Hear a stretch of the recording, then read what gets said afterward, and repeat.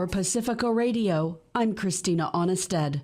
The death toll of an Israeli strike on the Nasser hospital in Gaza today has increased to 20, including 5 journalists, including those who worked for Al Jazeera, Associated Press, Quds News Network, and Reuters.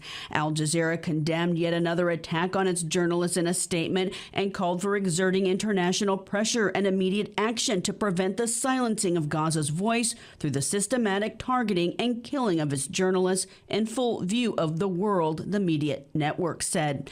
Meanwhile, Wafa news agencies reporting 11 more Palestinians, including 2 children, have starved to death in the last 24 hours, bringing the death toll of starvation to 300, including 117 children. This as Israel continues to carry out the ethnic cleansing of Gaza City.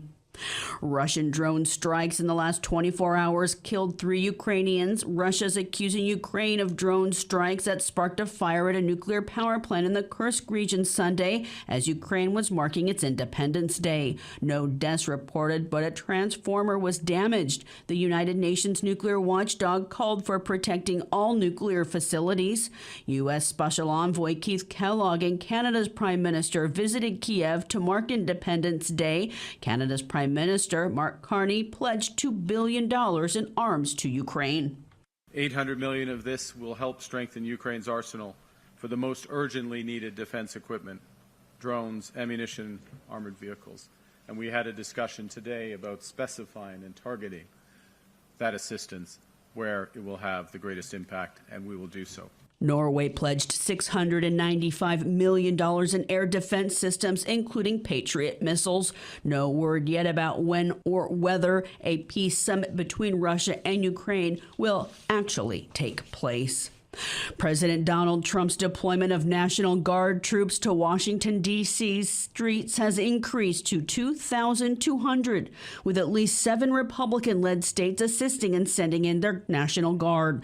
The deployment has also escalated, with many Guard troops now carrying firearms. A Defense Department official not authorized to speak publicly told the Associated Press some units on certain missions would be armed, some with handguns, others with rifles. Meanwhile, protests against troops on the D.C. city streets continue. About 100 people gathered to protest in Washington, D.C. last night as federal agents were searching a house. Protesters banged spoons on pots and chanted, "Get out of our neighborhood and quit your job."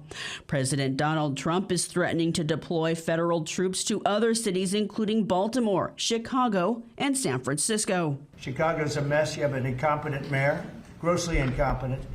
And we'll straighten that one out probably next. That'll be our next one after this. Chicago's mayor says certain violent crime is down more than 30% compared to last year. This is costly, illegal, and unconstitutional.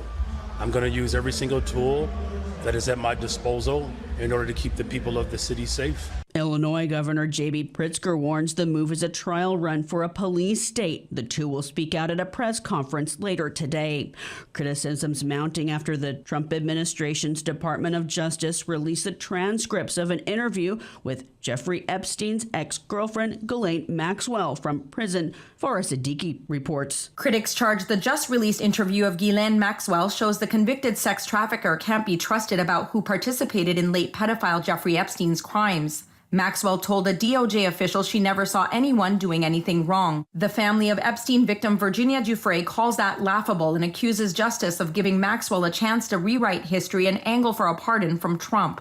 I'm Farah Siddiqui for Pacifica Network and Public News Service. Texas is moving forward with the gerrymandered congressional districts that would erase 5 Democratic-held seats in the House of Representatives, giving 5 of them to the Republican Party to keep its grip on power in Congress. A federal lawsuit's been filed challenging the new Texas districts.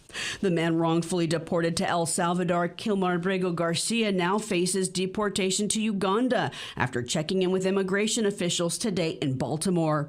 He was released from a Tennessee detention center last week, now faces human smuggling charges, which he's pled not guilty to. A lawsuit is now pending challenging his deportation to Uganda or any other country. His lawyer spoke outside of the ICE building this morning. That he not be allowed to be removed from the United States unless and until He's had full due process as to claim for protection to any particular country that they want to name. Right now it's Uganda.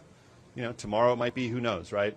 Our contention is that they can't send him to any one of the other 200 countries on earth unless that country is given credible assurances that he'll be allowed to have a legal status, such as Costa Rica has already done, right? Costa Rica has already offered refugee status. Abrego Garcia's declined Costa Rica's offer of amnesty. I'm Christina Onnested reporting for Pacifica Radio.